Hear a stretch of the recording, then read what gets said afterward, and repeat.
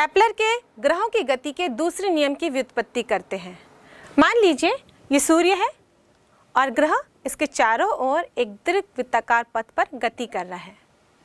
मान लीजिए किसी समय t पर यह ग्रह A बिंदु पर है जिसकी दूरी सूरज से r है। अब हम अल्प समय लेते हैं डेल्टा t। इस अल्प समय में ग्रह गति करते हुए इस P बिंदु पर पहुंच जाता है।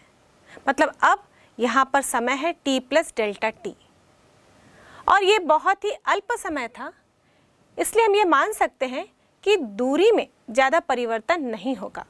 इसलिए हम ये दोनों ही दूरी को r मानकर चल रहे हैं।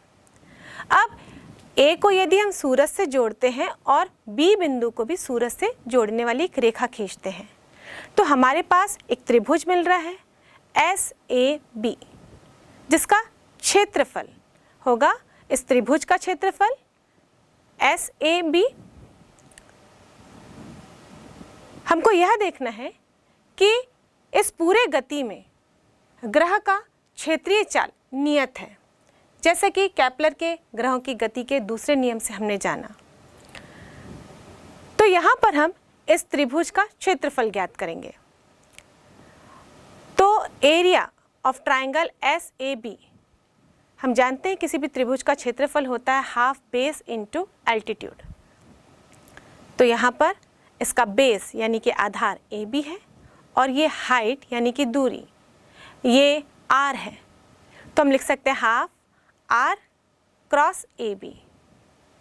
बच्चों R भी एक सदिश है क्योंकि हम यहाँ पर S से लेकर A तक की दूरी को दर्शा रहे हैं, तो हम इसे R सदिश से लिखेंगे। वैसे ही A से लेकर B तक की दूरी को भी हम सदिश AB के द्वारा व्यक्त कर रहे हैं। अब A से लेकर B तक पहुंचने में जो ग्रह द्वारा वेग था उसे हम रेखीय वेग कहेंगे। तो रेखीय वेग V बराबर होगा विस्थापन बटे समय अंतराल। विस्थापन है AB और ये अल्प समय अंतराल है डेल्टा t। तो यहाँ से AB बराबर हो जाएगा V इंटू डेल्टा t। अब यह मान हम इस सूत्र पर रखते हैं, तो डेल्टा A बराबर half R cross V dot delta t। अब डेल्टा t को हम लेफ्ट हैंड साइड ले जाते हैं, तो ये हो जाएगा delta A upon delta t equal to half R cross V। अब न्यूमरेटर और डिनोमिनेटर दोनों में हम m से गुणा कर देते हैं, तो ये हो जाएगा 1/2m R cross m into V। द्रव्यमान और वेग का गुणनफल ये संवेग को दर्शाता है, तो हम लिख सकते हैं 1/2m ब्रैकेट के अंदर R cross P। R cross P यानी संवेग को जब हम दूरी के साथ सदिश गुणन करते हैं तो वह राशि होती है एंगुलर मोमेंटम यानी कि कोणीय संवेग। इसे हम L से प्रदर्शित करते हैं, तो यहाँ हम लिखेंगे 1/2m इंटू सदिश L। और यह जो राशि है delta A upon delta t, यह समय के साथ साथ क्षेत्रफल में परिवर्तन को दर्शा रही है और इसे हम क्षेत्रीय वेग कहेंगे। तो क्षेत्रीय वेग बराबर होगा 1/2m इंटू L। अब जब ग्रह सूर्य के चारों ओर गति कर रहा है तो इस ग्रह पर बाहर से कोई बल अप्लाई नहीं किया जा रहा है, और हमने law of conservation of angular momentum से जाना कि जब कोई बाह्य बल ना लगे उस कंडीशन में एंगुलर मोमेंटम कंजर्व्ड रहता है यानी कि संरक्षित रहता है, और यही कोणीय संवेग संरक्षण का नियम है। तो जब इस ग्रह पर कोई बाह्य बल कार्य नहीं कर रहा है तो L कांस्टेंट होगा, नियत होगा। तो यहाँ हम देखें राइट हैंड साइड में ग्रह का द्रव्यमान भी नियत है और L भी नियत है, तो यानी कि राइट हैंड साइड वाली सारी क्वांटिटी एक कांस्टेंट क्वांटिटी है। इसलिए हम लिख सकते हैं क्षेत्रीय वेग बराबर एक नियत राशि। और केपलर के गति के दूसरे नियम से हमें यही सिद्ध करना था कि जब कोई ग्रह सूर्य के चारों ओर दीर्घवृत्ताकार पथ पर गति करता है तो उसका क्षेत्रीय वेग नियत रहता है। बच्चों, गुरुत्वाकर्षण बल के बारे में हम जो चर्चा कर रहे हैं इसका अनुभव हमने भी किया है। पृथ्वी के लिए हमने भी इस गुरुत्वाकर्षण बल को महसूस किया है। बच्चों, आप जानते हैं कि जब सर आइजैक न्यूटन एप्पल के पेड़ के नीचे बैठे थे और एक एप्पल वहाँ से टूटा तो वो पृथ्वी की तरफ ही आकर्षित हुआ। उनके दिमाग में तभी तो क्वेश्चन आया था कि यह एप्पल और कहीं भी क्यों नहीं गया, ऊपर भी जा सकता था, ये नीचे की ओर क्यों आया। ऐसा आप भी अनुभव करते हैं। जब आप किसी पत्थर को या बॉल को ऊपर की ओर उछालते हैं तो वो अपने आप ही थोड़ी देर बाद नीचे आ जाती है। जब आप उसे वेग देते हैं तो वो थोड़ी देर उस वेग के कारण ऊपर जाती है, लेकिन जैसे ही उस वेग का मान शून्य होने लगता है या फिर आपके द्वारा लगाया गया बल कम होने लगता है, उसके बाद वहाँ पर पृथ्वी का आकर्षण बल काम करना शुरू हो जाता है और वो पत्थर या बॉल नीचे की ओर आ जाता है। यदि आप किसी पत्थर को स्वतंत्रता पूर्वक छोड़ दें, फेंके ना, आप उसे उठा के रखें, यानी कि आप उसे विराम अवस्था में रखें, उसका वेग उस समय शून्य है और जब आप उसे ड्रॉप करते हैं तो वो अपने आप नीचे की ओर चले जाता है। कहाँ? पृथ्वी के पास। वो पृथ्वी से कभी भी अपोजिट डायरेक्शन में नहीं जाता, हमेशा पृथ्वी की ओर ही आकर्षित होता है। और यूँ कह सकते हैं कि इस आकर्षण बल के कारण ही उस पत्थर के वेग में परिवर्तन होता है। उसका वेग शून्य था, लेकिन धीरे धीरे उसका वेग बढ़ जाता है। वो पृथ्वी की तरफ जब खिंचाता है तो उसका वेग बढ़ जाता है। और न्यूटन के गति के दूसरे नियम से हम जानते हैं बल इक्वल टू द्रव्यमान इंटू त्वरण, यानी जब बल लगाते हैं तो उसके वेग में परिवर्तन होता है और इस वेग में परिवर्तन को हम त्वरण नाम से जानते हैं। अब यहाँ पर जो वेग में परिवर्तन हो रहा है पत्थर के, आपने पत्थर को एक स्थिति पे रखा था, ऊंचाई पे रखा था, वेग शून्य था, लेकिन छोड़ने पर उसका वेग बढ़ता गया। और ये वेग किसके कारण बढ़ रहा है? पृथ्वी के गुरुत्वाकर्षण बल के कारण। तो इस गुरुत्वाकर्षण बल के कारण जो वेग में परिवर्तन हो रहा है, वृद्धि हो रही है, इसे हम गुरुत्वीय त्वरण के नाम से जानते हैं। और बच्चों, इसे हम अंग्रेजी अल्फ़ाबेट के स्मॉल लेटर जी से प्रदर्शित करते हैं। तो जब हम गुरुत्वाकर्षण पाठ का अध्ययन करते हैं बच्चों, तो आप जनरली कैपिटल जी और स्मॉल जी में कंफ्यूज हो जाते हैं।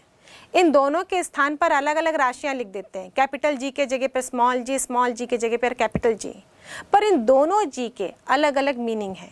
जैसे कि कैपिटल जी को हमने पहले भी डिस्कस किया, ये सार्वत्रिक गुरुत्वाकर्षण नियतांक है।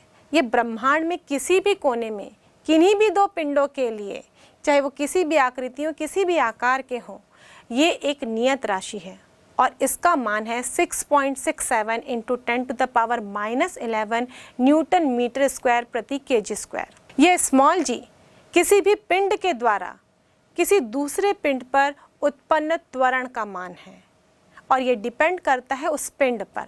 और यह गुरुत्वीय त्वरण सदिश राशि है जिसकी दिशा सदैव ही पृथ्वी के केंद्र की ओर होती है, क्योंकि पृथ्वी वस्तु को अपनी ओर आकर्षित करती है।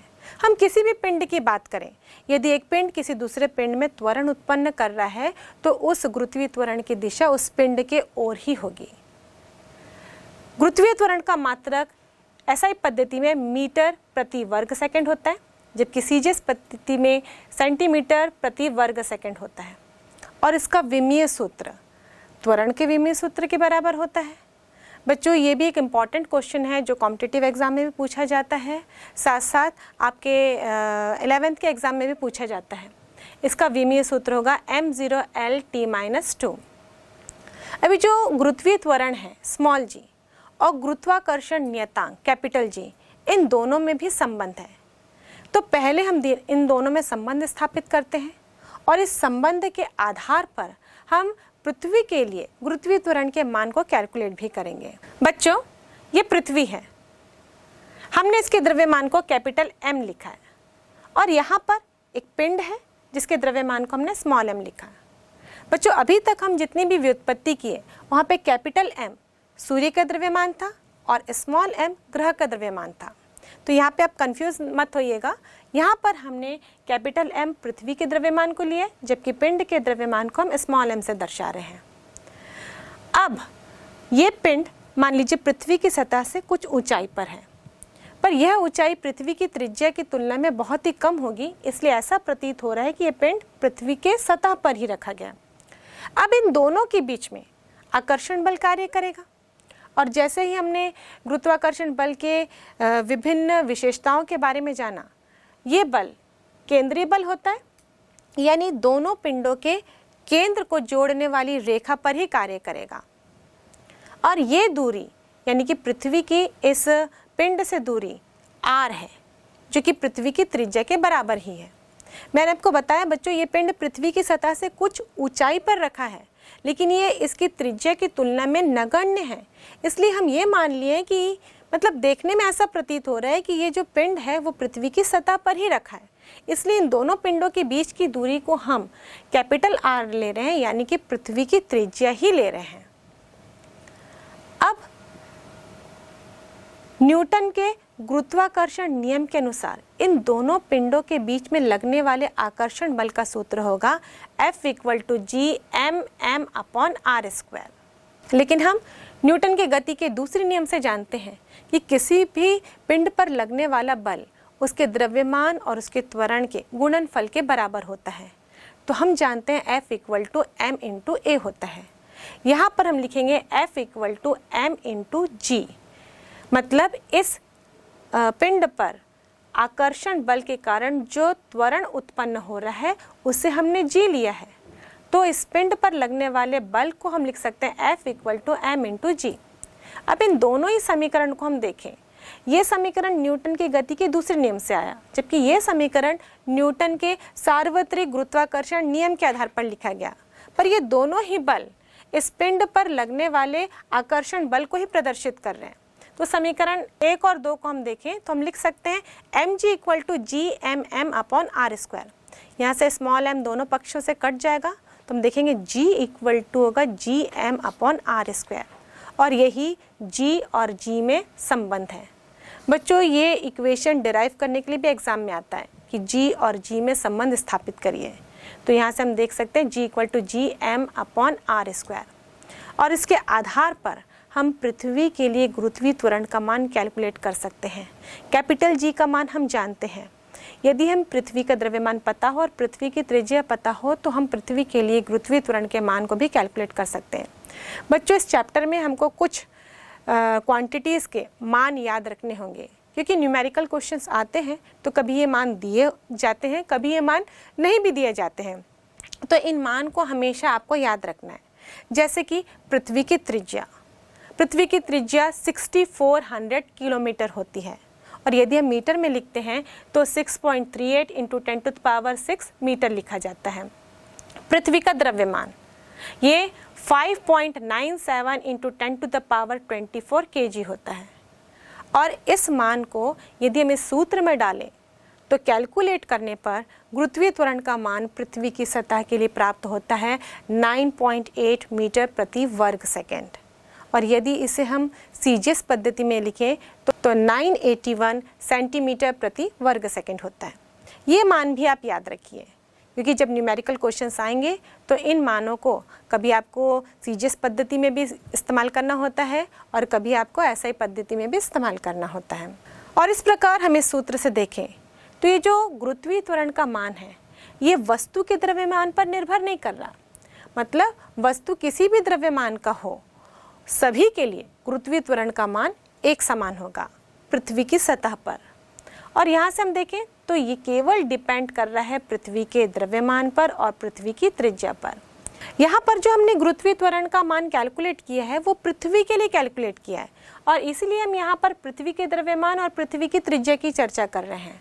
पर हम अन्य पिंड के लिए भी गुरुत्वीय त्वरण का मान कैलकुलेट कर सकते हैं, और जिस पिंड के लिए भी आप गुरुत्वीय त्वरण का मान कैलकुलेट करेंगे ये उसके द्रव्यमान और उसकी त्रिज्या पर निर्भर कर रहा है, मतलब वो पिंड का द्रव्यमान कितना है और वो कितना बड़ा है। तो जितना भारी पिंड होगा, जितना बड़ा पिंड होगा, उसकी गुरुत्वीय त्वरण का मान भी अधिक होगा, और पिंड जितना छोटे होते जाएगा उसके गुरुत्वीय त्वरण का मान कम होने लगता है। हमारे पास एक और पिंड है चंद्रमा, हम इसके गुरुत्वीय त्वरण के मान को भी कैलकुलेट कर सकते हैं। चंद्रमा का द्रव्यमान 7.34 × 10⁻22 kg होता है, और चंद्रमा की त्रिज्या 1.74 × 10⁻6 मीटर होती है। अब यह मान हम इस सूत्र में रखकर चंद्रमा के गुरुत्वीय त्वरण का मान भी कैलकुलेट कर सकते हैं, और जब इन सभी मानों को इस सूत्र में रखा जाता है तो चंद्रमा का गुरुत्वीय त्वरण 1.62 मीटर प्रति वर्ग सेकंड मिलता है। और यदि इसे हम पृथ्वी के गुरुत्वीय त्वरण के मान से कंपेयर करें तो ये पृथ्वी के गुरुत्वीय त्वरण का लगभग 1/6 गुना होता है। हम देखते हैं कि चंद्रमा छोटा है, इसका द्रव्यमान भी कम है, तो इसका गुरुत्वीय त्वरण का मान भी कम हो गया। और किसी वस्तु का भार उसके गुरुत्वीय त्वरण के मान पर भी निर्भर करता है। बच्चों, भार क्या है?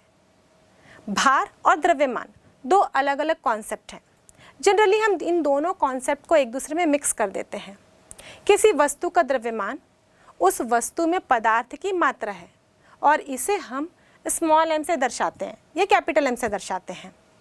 लेकिन किसी वस्तु का भार एक बल है, वह बल जिसके कारण वो आकर्षित होता है पिंड की ओर। यदि हम पृथ्वी में भार की बात करें तो भार वह बल है जिसके कारण हम पृथ्वी के केंद्र की ओर आकर्षित होते हैं। वैसे चंद्रमा में भार की बात करें तो वह बल जिसके कारण हम चंद्रमा के केंद्र की ओर आकर्षित होता है। इसका मतलब द्रव्यमान और भार दो अलग अलग कॉन्सेप्ट हैं। तो चलिए बच्चों, इसी आधार पर मैं आपको एक प्रश्न पूछती हूँ। मान लीजिए एक वस्तु है जिसका भार पृथ्वी पर 60 किलो है। तो जब इस वस्तु को चंद्रमा पर ले जाया जाएगा तो इसके द्रव्यमान पर और भार पर क्या फर्क पड़ेगा? फर्क पड़ेगा भी या नहीं भी पड़ेगा? जैसे कि हम लोग पहले एक्सप्लेन कर चुके हैं, द्रव्यमान पदार्थ की मात्रा होती है, तो उस वस्तु का द्रव्यमान वही रहेगा जो पृथ्वी पर था। यानी कि चंद्रमा पर ले जाने से वस्तु के द्रव्यमान में कोई परिवर्तन नहीं होगा। लेकिन जब हम भार की बात करते हैं तो भार बल है, और बल की परिभाषा के अनुसार हम लिखते हैं बल इक्वल टू द्रव्यमान इंटू त्वरण। यानी कि जो बल है वो द्रव्यमान और त्वरण का गुणनफल है। और जब हम भार की बात करते हैं तो ऐसा बल है जिसके कारण वो वस्तु को और अपनी ओर आकर्षित कर रहा है, और उस आकर्षण के कारण जो वेग में परिवर्तन हो रहा है उसे हम गुरुत्वीय त्वरण का नाम देते हैं। तो हम लिख सकते हैं F equal to M into g, या यूँ कहें भार यानी weight equal to M into g. तो यहाँ पर भार में गुरुत्वीय त्वरण का प्रभाव ज़रूर पड़ेगा।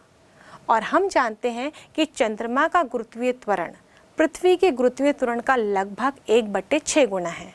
तो जो वस्तु पृथ्वी में 60 किलो की थी वो चंद्रमा में 10 किलो की हो जाएगी, क्योंकि यदि हम देखें 60/6 लिखें तो ये 10 किलो का हो जाएगा। तो इस प्रकार हमने देखा कि भार पर गुरुत्वीय त्वरण का प्रभाव पड़ता है, और इसीलिए अलग अलग पिंडों पर एक ही वस्तु का भार अलग अलग हो सकता है। अब बच्चों, हम G और G में अंतर स्पष्ट करते हैं। ये क्वेश्चन भी एग्जाम में 3 नंबर का पूछा जाता है। G और G में अंतर। G यानी कि गुरुत्वीय त्वरण, G यानी कि सार्वत्रिक गुरुत्वाकर्षण नियतांक। गुरुत्व के अधीन स्वतंत्रता पूर्वक गिरती हुई वस्तु में उत्पन्न त्वरण को गुरुत्वीय त्वरण कहते हैं। एकांक दूरी पर स्थित एकांक द्रव्यमान के दो पिंडों पर लगने वाले आकर्षण बल का आंकिक मान G के बराबर होता है। इसका मान भिन्न भिन्न स्थानों पर भिन्न भिन्न होता है। पृथ्वी की सतह पर G का मान 9.8 मीटर प्रति सेकंड स्क्वायर होता है।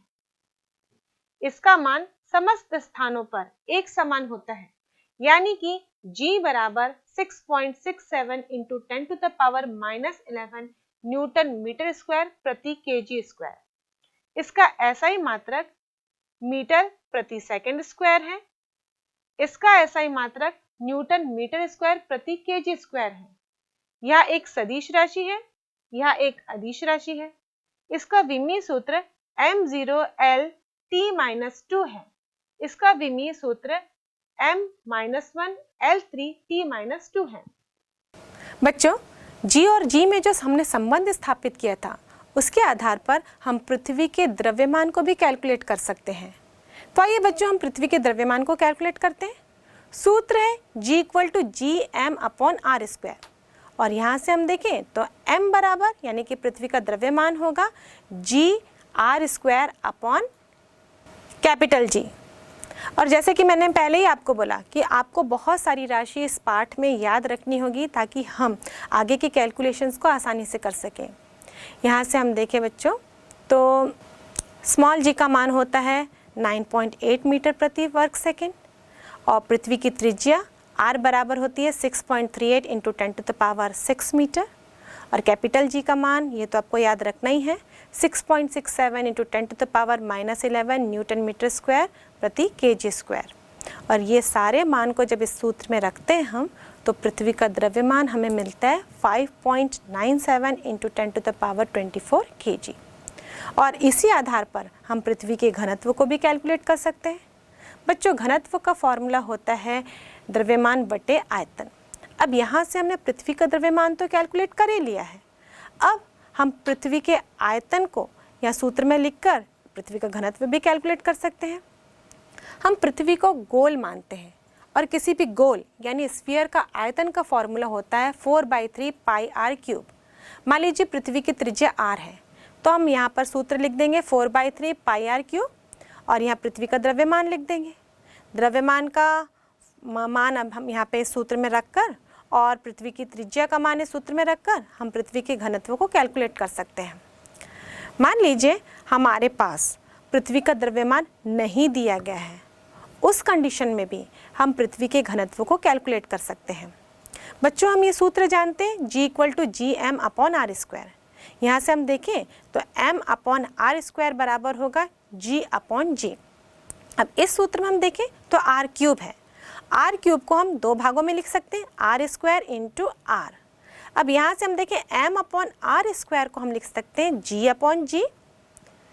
ये G और ये स्मॉल g और कैपिटल G का मान तो आपको याद रखना ही है हमेशा, तो इस मान को तो हम याद रखेंगे और इसीलिए इस मान को हम इस फॉर्मूले में सब्स्टिट्यूट कर रहे हैं।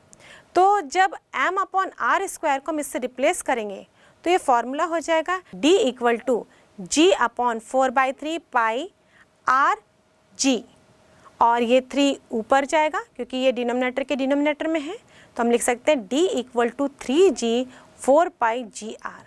और इस प्रकार इस सूत्र से हम पृथ्वी के घनत्व को भी कैलकुलेट कर सकते हैं। बच्चों पृथ्वी की सतह के लिए गुरुत्वीय त्वरण g का मान 9.8 मीटर पर सेकंड स्क्वायर होता है और यह वह त्वरण है जो किसी भी वस्तु में पृथ्वी के गुरुत्वाकर्षण बल के कारण उत्पन्न होता है यदि वस्तुओं को स्वतंत्रता पूर्वक छोड़ा जाए। अब इसी आधार पर आप मेरे क्वेश्चन का आंसर दीजिए। मान लीजिए आपके पास एक लोहे की बॉल है, भारी होती है, और एक पंख है। बॉल की तुलना में ये पंख बहुत ही हल्का है।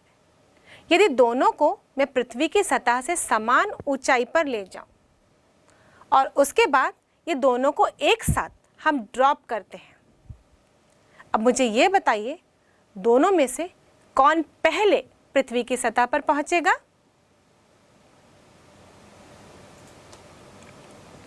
जरूर आपके दिमाग में आंसर आया होगा कि बॉल पहले पहुंचेगी और पंख बाद में पहुंचेगा। तो चलो इस एक्टिविटी को करके देखते हैं। हमने यहाँ पर एक बॉल लिया है और एक पंख लिया है, इन दोनों को हम एक साथ ड्रॉप करते हैं। देखिए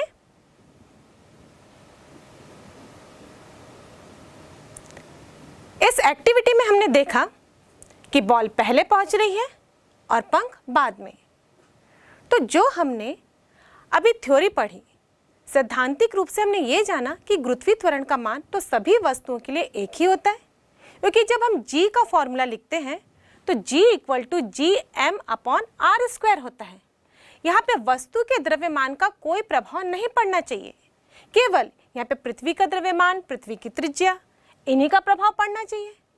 तो ये दोनों वस्तुओं को एक साथ ही पृथ्वी की सतह पर आना चाहिए था, क्योंकि दोनों ही वस्तुओं के लिए गुरुत्वीय त्वरण का मान 9.8 मीटर प्रति वर्ग सेकंड है। पर यहाँ पर बॉल पहले आ गई और पंख बाद में। ऐसा इसलिए हुआ क्योंकि हमने इस प्रयोग को इस वायुमंडल में किया जहाँ पर हवा थी, वायु का आवरण था, और इसके कारण ही इस बॉल और पंख पर अन्य फोर्स भी काम करने लगे और उसके कारण हमारी जो सैद्धांतिक थ्योरी थी इस प्रायोगिक निष्कर्ष से मेल नहीं खाई। लेकिन अब इसी प्रैक्टिकल को हम निर्वात में करते हैं, पूरी हवा खाली कर देते हैं और यहाँ पूरा वैक्यूम क्रिएट करते हैं। उसके बाद देखते हैं पंख और बॉल दोनों को एक ही ऊंचाई पर रखते हैं और एक साथ इसे ड्रॉप करते हैं। आइए देखें।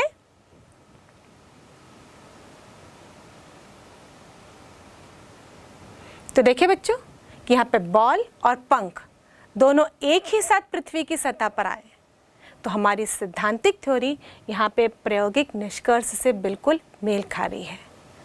और यही सत्य है कि पृथ्वी की सतह पर सभी वस्तुओं के लिए गुरुत्वीय त्वरण का मान 9.8 मीटर प्रति वर्ग सेकंड होगा, चाहे वस्तु का द्रव्यमान कुछ भी हो। तो इसका मतलब ये g का मान वस्तु के द्रव्यमान पर निर्भर नहीं कर रहा है। तो फिर आइए देखते हैं कि ये g का मान किन किन कारकों पे निर्भर करता है। सबसे पहला, पृथ्वी की सतह से ऊंचाई पर, यानी variation of g due to altitude. Next, पृथ्वी की सतह से गहराई पर, यानी variation of g due to depth.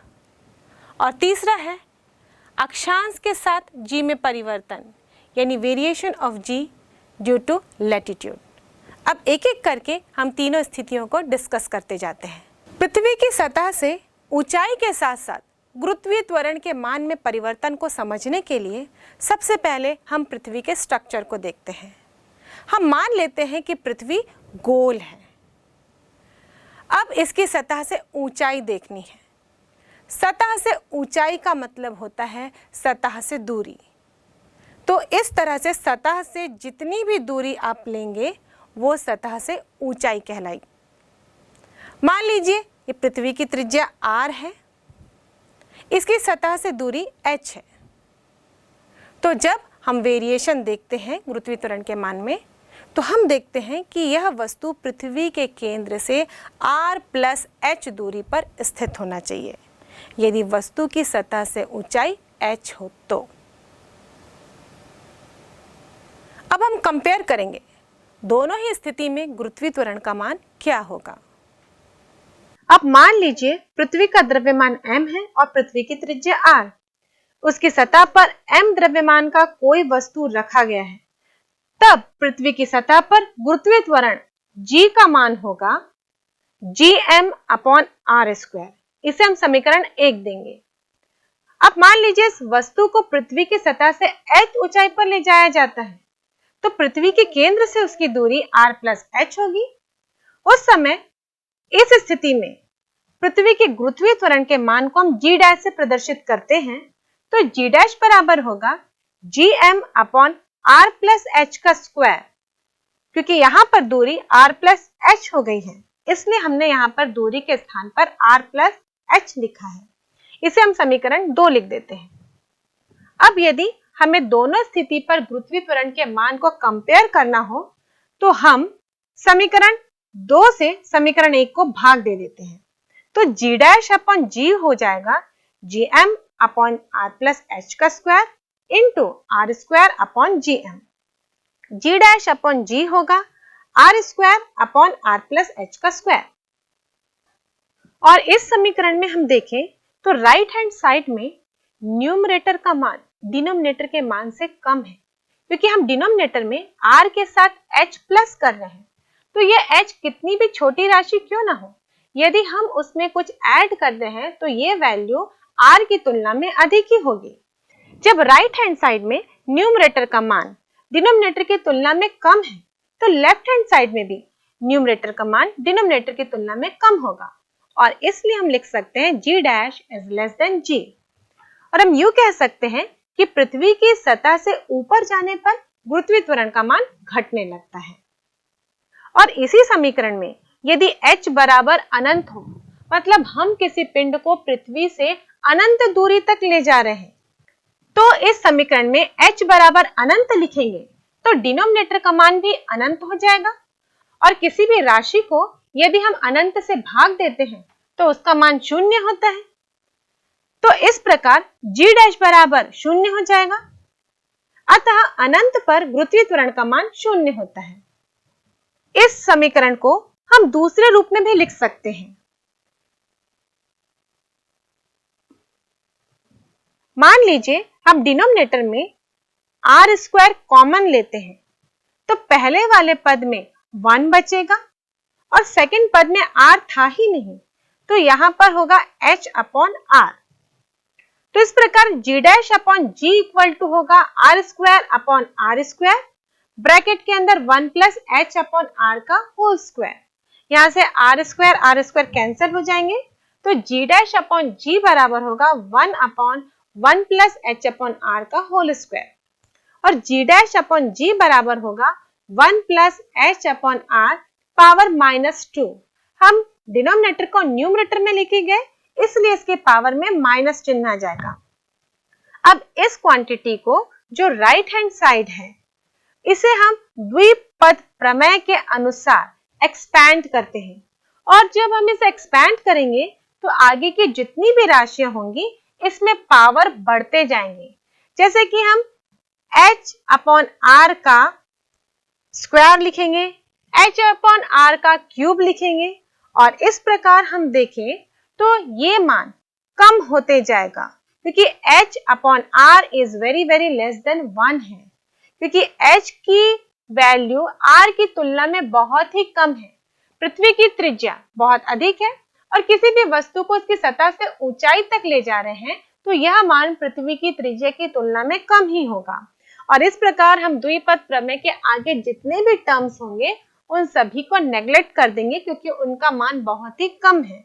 1 से कम होने के कारण इन सारे मानों को नगण्य माना जाएगा, और यहाँ पर हम केवल 2 ही पद लिखेंगे, और इस प्रकार g डैश अपॉन g हो जाएगा 1 माइनस 2h अपॉन r, और यहाँ से हम लिख सकते हैं g डैश बराबर g into 1 minus 2h upon r। अब इस स्थिति में g के मान में कितना अंतर आया, इसको निकालने के लिए हम g डैश के मान को g के मान से सब्ट्रैक्ट करेंगे, क्योंकि इतना तो क्लियर है कि g डैश यानी कि अभी जो नवीनतम गुरुत्वीय त्वरण का मान है उसमें कमी आ गई है। तो हम यह अंतर ज्ञात करने के लिए हम पृथ्वी की सतह पर गुरुत्वीय त्वरण के मान से इस मान को घटाएंगे। घटाने पर हमें मिलेगा 2gh अपॉन r, और इस प्रकार g के मान में कमी बराबर होगी 2gh अपॉन r। यदि h का मान पृथ्वी की त्रिज्या r की तुलना में नगण्य हो, तब हम समीकरण 4 का इस्तेमाल करते हैं, अन्यथा हम समीकरण 3 का ही उपयोग करते हैं।